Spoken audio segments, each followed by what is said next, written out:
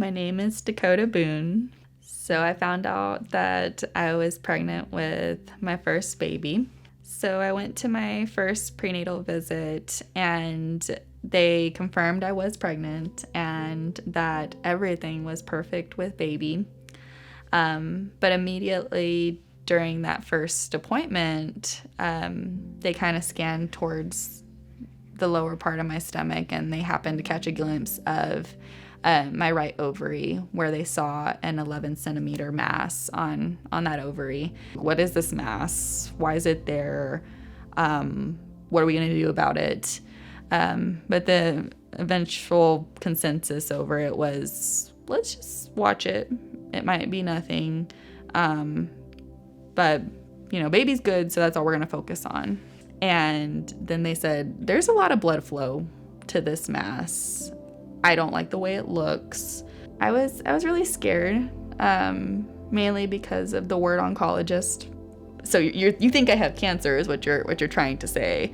And they told me that we needed to go ahead and schedule an appointment to have a surgery and get it taken out. I was just told that if we mess with this baby in any type of way, surgery-wise, that there's a high possibility of miscarriage. And at that point, he told me the main concern that we have is that you deliver a 17-week-old baby, which is not viable, and there's nothing we would or could do to save your baby. It's just not possible.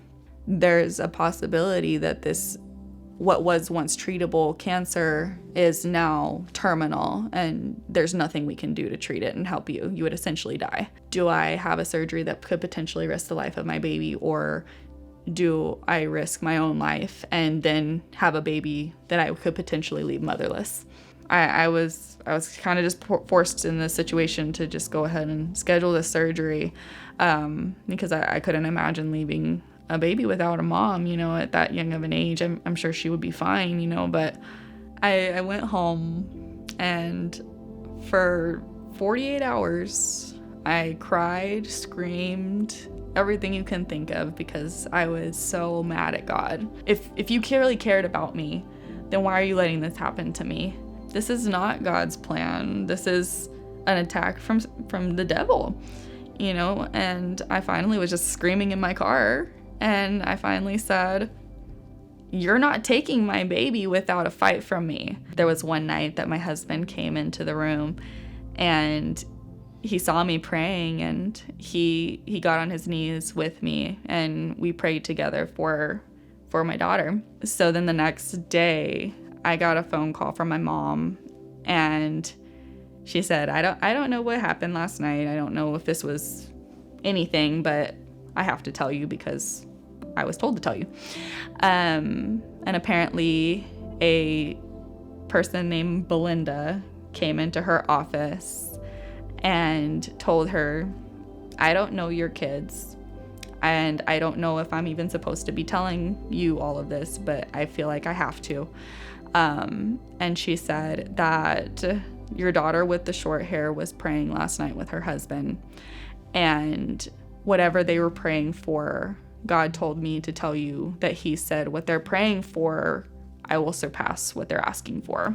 It gave me a foundation to hang on to, a promise to hang on to, because truly I was just kind of blowing in the wind, and just really hoping and praying that at minimum that my baby's okay, and that's it. On January 18th, 2021, I went in to have the surgery to have the mass and my ovary and right fallopian tube taken out. He tells me that I had a stage 1 granulosa cell cancer on my ovary.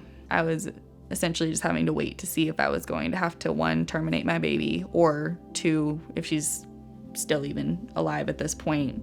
I felt completely betrayed when I found out that all of this had happened. I truly was thinking, why would you even say that it would surpass or that anything was even going to be okay when this was all going to happen? So I immediately began to doubt, this word that I received from God. And I started being afraid that, no one's watching out for me. No one is taking care of me. All of the promises that I've ever received from God, I was like, well, obviously he doesn't keep his promises, because he let this happen to me. Why would he even allow this to happen to me? I go in and we do the ultrasound, and she's alive. She's kicking. She's heartbeats are racing, and she's doing awesome. So I'm hanging on to that. I'm like, she's still okay for now. My mom was pleading the blood of Jesus on me every day. Every time I stood up, every time I sat down, she was praying for me hard. And it truly got me through all of that. I got the call from my doctor, and immediately I heard his voice, and I'm like, at that point I was going to find out if I was going to need the chemotherapy, which would imply that I would have to terminate the pregnancy. And the baby had been okay this entire time. So I was truly terrified. I looked all over your abdomen. I checked everywhere where the ovarian cancer can spread. He said, everything is fine. Baby's fine. You're fine. You don't need me anymore. Carry on. And I was truly overwhelmed. It truly restored my faith.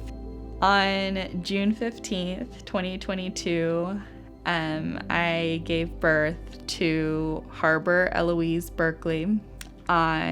She was 6 pounds, 14 ounces, and she was 18 3/4 inch long. Completely normal, completely healthy, beautiful. It was the best day of my life. Literally, the moment I heard her cry, I was in tears. And getting to hold her was literally the best thing I've ever experienced in my life. On that day, I was completely reminded of that promise that God gave me, that it would surpass what I was asking for. I'm just truly grateful, because I didn't deserve any of that. And he showed me so much grace and mercy. At any point that you feel like there's no way to go, the only way to go is with God, because he's gonna take care of you. Even though it doesn't feel like it, even though even during the midst of the storm, it doesn't feel like he's there or he's taking care of you, but he is. He's doing things even when you don't think he's doing things. And he gives exceedingly and abundantly, like more than you can imagine. It's just the part of holding on. You just got to hold on. Don't give up. Don't let go of your faith, because, and they're going to be tested a million times, because that's just how life is. That's how the devil gets to you. But if you hang on, then you'll see the reward. You always will.